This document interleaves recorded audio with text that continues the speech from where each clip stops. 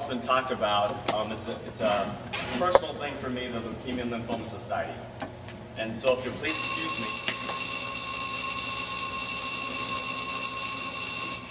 As I get started, I'm going to have to read some of my notes because for a couple of reasons. Number one, it's very emotional for me to talk about something like this. And number two, I have so many things I want to tell you. If I don't kind of narrow down what I want to talk about, I think you'll probably be here until about 10:30 with all my stories. So to get started, I'm going to talk a little bit about that. Mrs. Nelson said a little bit. Started a fundraiser called Pennies for Patients, and it's to benefit, it's a fundraiser for the Leukemia and Lymphoma Society. When Mrs. Nelson approached me a few months ago about talking or which fundraiser she even do, I talked to her and said, I think a really great one would be the Leukemia and Lymphoma Society. Obviously, if you don't know this, my son had leukemia and was diagnosed in February. And so leukemia is a big deal to me and what this society has done. But even more than that, what it's done for people over the last 60 years or more.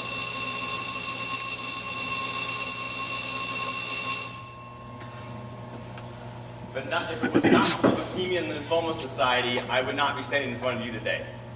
I really don't think I would.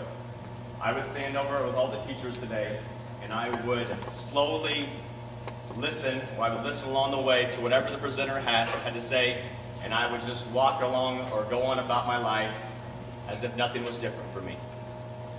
But, and even in February, I had a conversation with the doctor. And from that conversation, it completely changed my life.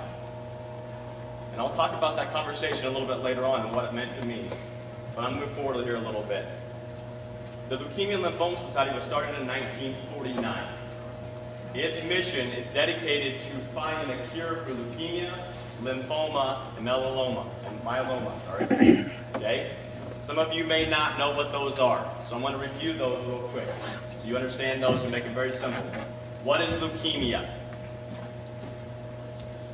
It's a cancer of the blood or bone marrow. Now we know that blood cells are often, most of them are made in the bone marrow. And so what happens is damaged white cells grow and divide very rapidly in the bone marrow and also in the bloodstream. Those white cells grow faster than any other cells that are in the blood. What that does is all the healthy cells that we need, it forces a lot of those to die and leaves no room for healthy cells to be made.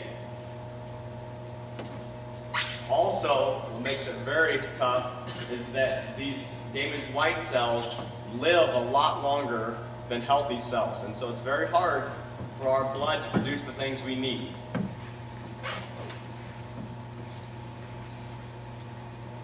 Lymphoma. Very close to leukemia, but just a slight difference to it. It's an immune system called lymphocytes, grow and multiply uncontrollably. So last time it was with leukemia, it's white blood cells. With lymphoma, it's lymphocytes. Pretty similar though. The main difference is this though. They often gather in the glands, liver, or spleen and produce a tumor. With leukemia, the blood system obviously goes everywhere in your body. So it's a cancer of the blood. That cancer spreads all throughout your body immediately. How common is cancer?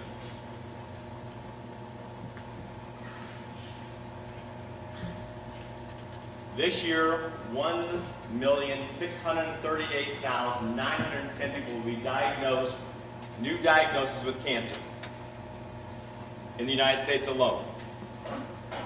Can anyone guess what the population of the state of Nebraska is?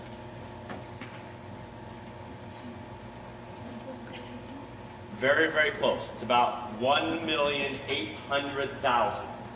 So we're talking about across the United States this year, the equivalent of the number of people in Nebraska will be diagnosed with a cancer, a new form of cancer of some form.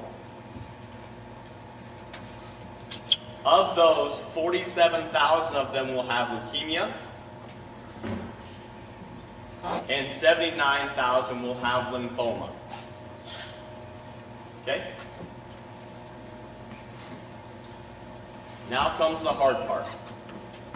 What happens to some people? And that's the sum that we're going to talk about today, and that's why we're doing this. What happens to some people when they have cancer?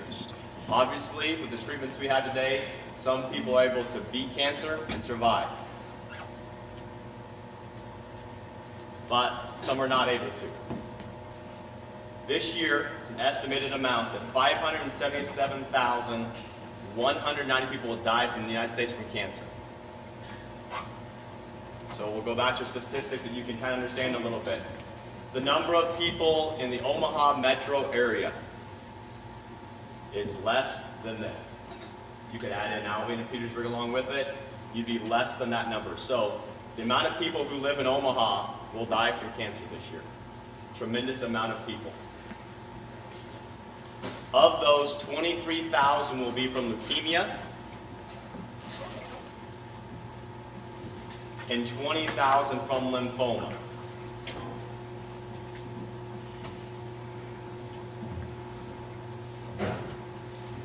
So, 5-year survival rates. That's what I'm going to start off and talk about here right away. Okay? Why do we talk about a 5-year survival rate? Well, the reason why in cancer treatment, the 5-year mark is a huge deal. If you can make it to 5 years, it usually means a couple of things. Number one, your cancer has gone into remission of some form, which means your chances of surviving have gone up greatly. Some cancers like leukemia, you may even be cured, but your chances of living an extended life period after that really increases. You have not made it to that point, obviously, that's not something that we want to talk about. Okay? So I want you to understand that one to start with. So, if I could have 10 volunteers, just have 10 of you step right out here. First 10 if you get there, and line up in a line. There you go.